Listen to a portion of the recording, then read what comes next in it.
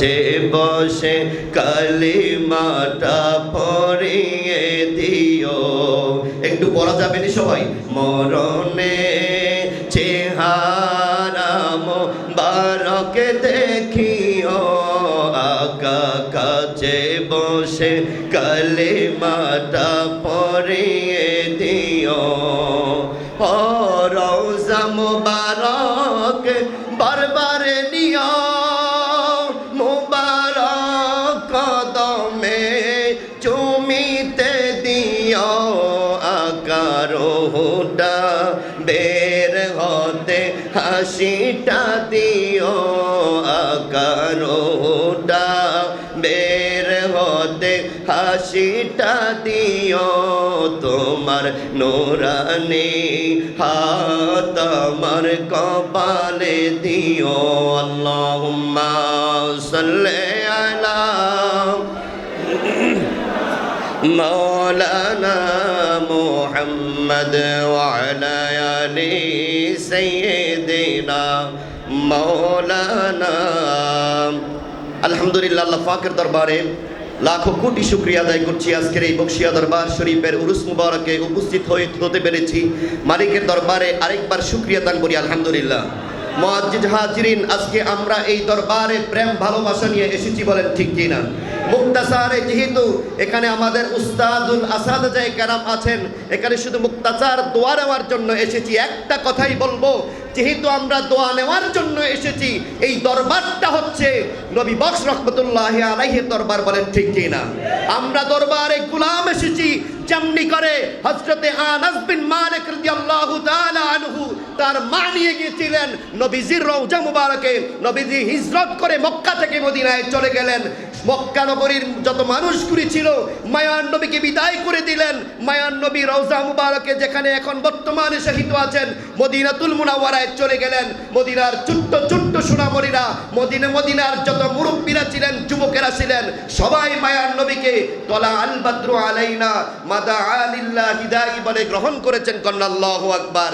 মায়ার নবী রাহমাতাল লিল আলামিন যখন মদিনায় আগমন করলেন, মদিনার নাচে কানাচে সবাই আনন্দিত হয়ে গেলেন।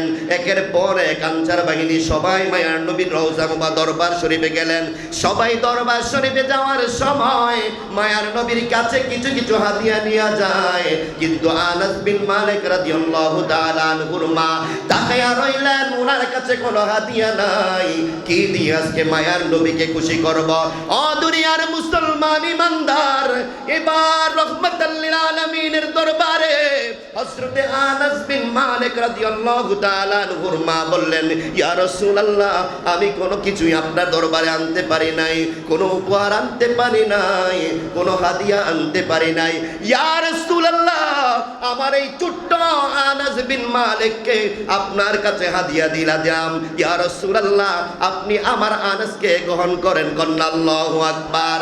মায়ার নবী ডাক দিয়া কয়, এ মহিলা, এই ছোট্ট বাচ্চা আমাকে কি করবে? এবার ডাক দিয়া বলেন, ইয়া রাসূলুল্লাহ, আমার আনাস আপনাকে এই ছোট্ট বাচ্চা, আপনি যখন মেসওয়াক করতে যাবেন মেসওয়াকটা আগায়া দিবে, আপনি পাঞ্জাবি পড়তে গেলে পাঞ্জাবিটা আগায়া দিবে, আপনি যা করতে চান একের পর এক সবগুলি আপনাকে দিবে, আপনার প্রতি একটু ভালোবাসা দিবে। জোরে সোরে কন্না আল্লাহু আকবার। দুনিয়ার মুসলমান ইমানদার, আনাস বিন মালিক রাদিয়াল্লাহু তাআলা আনহুকে মা দিয়ে দিলেন, ইয়া রাসূলুল্লাহ, হাদিয়া স্বরূপ আপনাকে দিয়ে দিলাম। এবার মায়ার নবীর দরবারে হযরতে আনাস খেদমত করতেছেন। ছোট্ট মাসুম বাচ্চা, 1 বছর নয়, 2 বছর নয়, 10টা বছর খেদমত করেছেন। বকশিয়া দরবারের মুরিদ, আজকে আপনাদেরকে বলতে চাই, আমরা গোলামরা এখানে হাজিরা দেওয়ার জন্য এসেছি। হযরতে আনাস বিন মালিকের মা কেমনি ভাবে নিজের সন্তানের মায়াকে ফেলে দিলেন। সন্তান ছোট্ট বাচ্চা ছেড়ে দিলেন, নবীর দরবারে খাদেমের কাজ করবেন। আজকে দেখেন, আপনার সন্তান আমার সন্তান, দরবারে আসলে অনেকে বাধা দেয়। এবার নবী বকশী দরবারে খেদমত করতে বাধা দেয়, অথচ আনাস বিন মালিকের মা ছোট্ট বাচ্চাকে মায়ার নবীর দরবারে দিয়া গেলেন, ইয়া রাসূলুল্লাহ, আমার এই ছোট্ট বাচ্চাটা আপনার একটু খেদমত করবে। কন্যা সুবহানাল্লাহ। আমরা তো আমাদের সন্তানদেরকে বাড়ির দরবারে দিতে বলেন, ঠিক কিনা? ও সন্তান, তিনটা সন্তানের মধ্যে একটা সন্তান দিলাম, নবী বকশির খাদেম হয়ে যাবে, নবী বকশির দরবারে গোলাম হয়ে যাবে। বলেন দরকার আছে না নাই? এই জোরে বলেন আছে না নাই?